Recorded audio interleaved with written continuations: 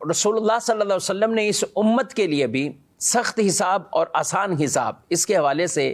آپ صلی اللہ علیہ وسلم نے پوری تعلیم ارشاد فرمائی اور خود دعا مانگا کرتے تھے، اللہم حاسبنی حسابا یسیرا، اے اللہ میرا آسان حساب لینا۔ یہ ہماری تعلیم کے لیے تھا، ہم یہ دعا مانگا کریں کہ حساب یسیر ہو، آسان حساب ہو، کیونکہ جس کا آسان حساب ہوگا تو وہ اللہ کی رحمت سے بخشا جائے گا۔ اللہ ہم سب کا بھی آسان حساب، اور کئی ایسے ہیں خوش نصیب بلا حساب جائیں گے، کچھ بلا حساب جائیں گے اور کچھ حساب والے۔ بلا حساب میں بھی پوری علماء نے ایک کیٹیگری بیان کی کہ جن کو اللہ اپنی رحمت سے بلا حساب جنت میں داخل فرمائے گا۔ تہجد کی نماز کو پڑھنے والے، اور بھی کچھ ایسی نیکیاں ہیں۔ ظاہر ہے جو تہجد پڑھے گا وہ دیگر نمازیں تو نہیں چھوڑے گا، یہ اتنی راتوں کو اٹھ کر تہجد کی نماز کو پڑھ رہا ہے، کیونکہ نفل نمازیں پڑھنے والے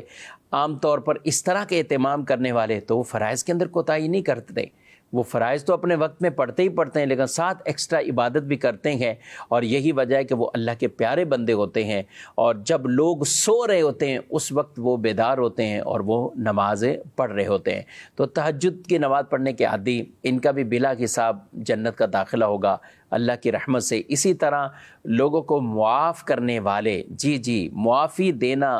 یہ بھی ایسے لوگ ہیں کہ جن کا بلا حساب جنت میں داخلہ ہوگا۔ قیامت کے دن ندا ہوگی تو یوں ہزاروں لوگ بلا حساب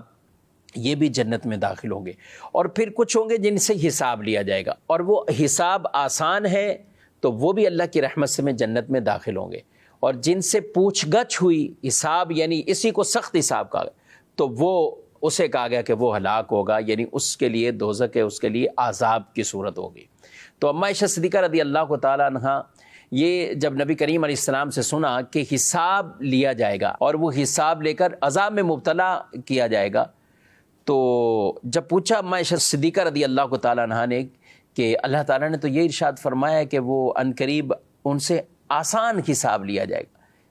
تو یہ جب پوچھا کہ حساب تو آسان نہیں ہوگا، تو رسول اللہ صلی اللہ علیہ وسلم نے فرمایا یہ نرمی سے لیا جانے والا حساب یہ حساب نہیں ہے، یعنی حقیقتاً یہ حساب نہیں ہے کہ جس سے آسان حساب ہوگا تو وہ چھوٹ ہی جائے گا، اس سے بس یہ ہوگا، کیا ہوگا؟ رسول اللہ صلی اللہ علیہ وسلم نے فرمایا کہ بلکہ حساب کے لیے پیش ہونا ہے، اسے حساب کے لیے صرف پیش ہونا ہے، اور جس سے قیامت کے دن حساب میں جرا ہوئی، یعنی سوال جواب کلام یہ کیا گیا تو اسے عذاب دیا جائے گا۔ اللہ اس سے ہم سب کو محفوظ فرمائے، کیونکہ ایک ہے کہ سامنے آنا چیز، اس کے اعمال نامے دکھائے جانا، اور بغیر کچھ سوال جواب کیے اسے اب چھوڑ دیا جائے، یہ ہے آسان حساب، اور ایک ہے حساب لینا جسے حساب کہتے ہیں، اس کا جواب دو، اس کا جواب دو۔ تو کہا جس کے ساتھ یہ معاملہ ہوا تو پھر وہ عذاب دیا جائے گا، اس کے اندر عذاب سے چھٹکارا جو ہے وہ مشکل ہو جائے گا، کیونکہ جس کو سوال جواب ہوگا تو ظاہر ہے اس دن آدمی ہر ایک اپنے پورے معاملات کا پورا جواب دے پائے، تو یہ ایک مشکل معاملہ ہے۔ اور دوسری روایت میں رسول اللہ صلی اللہ علیہ وسلم جب نماز سے فارغ ہوتے تو دعا مانگتے، اللہم حاسبنی حسابا یسیرا، اے اللہ میرا آسان حساب لینا۔ یہ میرے اور آپ کی اور ساری امت کی تعلیم کے لیے۔ تو اما عائشہ صدیقہ رضی اللہ تعالیٰ عنہ انہوں نے عرض کی کہ یہ آسان حساب کیا چیز ہے، تو رسول اللہ صلی اللہ علیہ وآلہ وسلم نے فرمایا آسان حساب یہ ہے کہ اس کے نامہ اعمال پر نظر کرا دی جائے گی اور پھر اسے معافی دے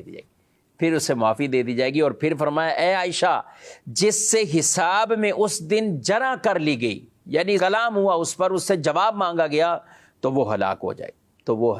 گا۔ تو ہمیں یہ دعا بھی مانگنی چاہیے، ایسے اعمال بھی کرنے چاہیے جن کی وجہ سے آسان حساب ہو۔ رسول اللہ صلی اللہ علیہ وسلم نے ارشاد فرمایا کہ 3 چیزیں جس شخص میں یہ 3 باتیں ہوں، 3 اوصاف ہوں، اللہ تعالیٰ اس کے حساب میں آسانی فرمائے گا اور اپنی رحمت سے اسے جنت میں داخل فرمائے گا۔ صحابہ نے عرض کی یا رسول اللہ صلی اللہ علیہ وسلم ہمارے ماں باپ آپ پر فدا ہوں، وہ 3 چیزیں کون سی ہیں؟ فرمایا جو تمہیں محروم کرے تم اسے عطا کرو، جو تم سے رشتے داری ختم کرے تم اس سے صلہ رحمی کرے، اور جو تم پر ظلم کرے تم اسے معاف کرو۔ جب تم ایسا کرو گے تو اللہ اپنی رحمت سے تمہیں جنت میں داخل فرما دے گا۔